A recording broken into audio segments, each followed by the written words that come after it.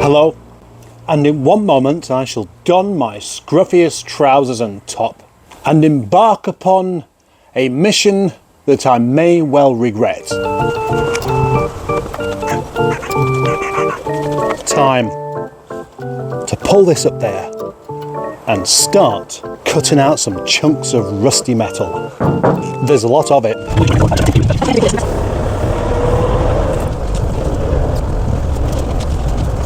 Now, I'm not going to go about this all gung-ho.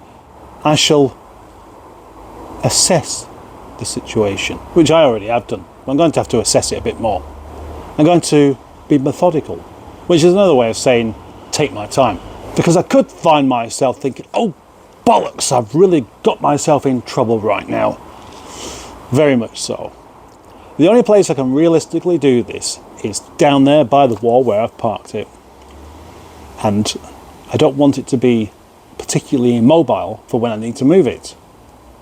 The other thing is, will my angle grinder actually get into the crevices where I need to cut out? There's only one way to find out. Lots and lots of corrosion down there. Oh, that bit's been done already. What lurks beneath this? Could be bad. Could be really bad. Ooh, that is rotten. That's bad. Taking the airbox out, thing is this as bad as it... right, I was going to say, is it as bad as it looks? Well, that bit definitely is.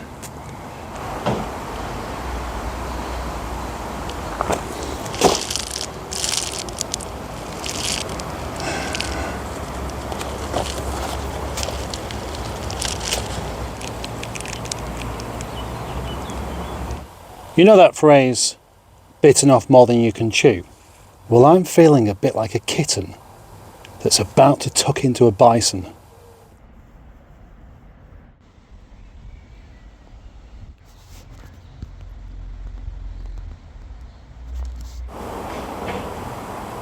I don't think there'd be too many people that would take a look at this and think, I think it's just time to scrap it. There's so much metal work that needs doing on it. But, you know, I can't help but want to give it a go. I found that a solution of salt and vinegar is good at softening rust, so I've mixed some of that up and painted it on all the affected areas, and it's surprisingly effective actually. The other thing I've got to contend with is the gate being constantly opened and closed and left open. That's awkward, because I don't want to seem too aggressive by constantly closing it behind anyone that comes in. But I also don't want to be locking this up all the time, and I can't see the gate. So I'm probably just going to have to keep locking up, which is a bit of an inconvenience. I'm struggling with something, so I'm going to get myself down to one of my favourite shops, which is a kind of pound shop, and they sell all sorts of cheap tools. I could do with some more rigid wire brushes to work with a drill, because the one I'm using there I can't get into the crevices with. That shop. Maybe it's not my favourite shop any longer, because the only wire brush that fits to a drill is this one, which won't fit to my drill. So I've got to find a bolt with the same thread that I can screw into it, take the end off and fit it to my drill.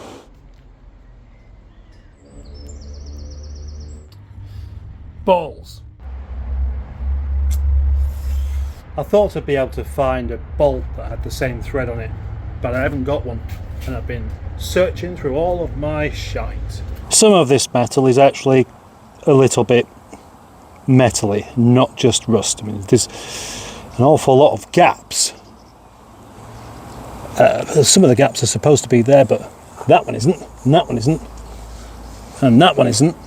But I do have a very stiff wire brush there, so I'm just going to keep on going at that and seeing if there's anything salvageable. I'm being positive about it. Now that the yard is empty of people, I can move the truck up a bit closer to where the gate is, so I don't have to keep locking up.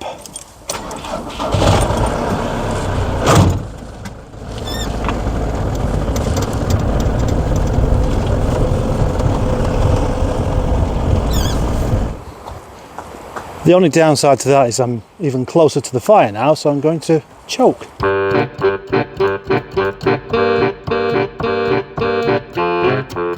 I can't quite make my mind up if I'm just full of unrealistic expectations here.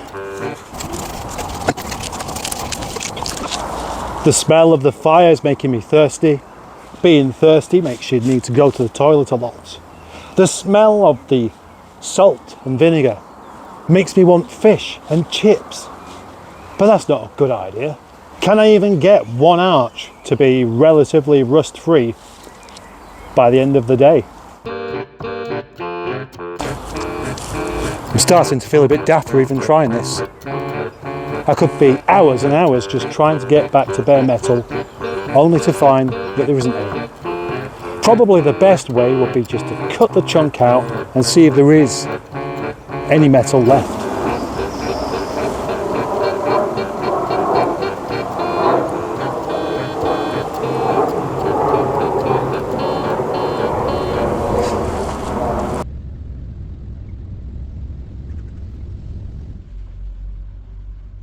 I'm tired, I'm grotty, I'm hungry.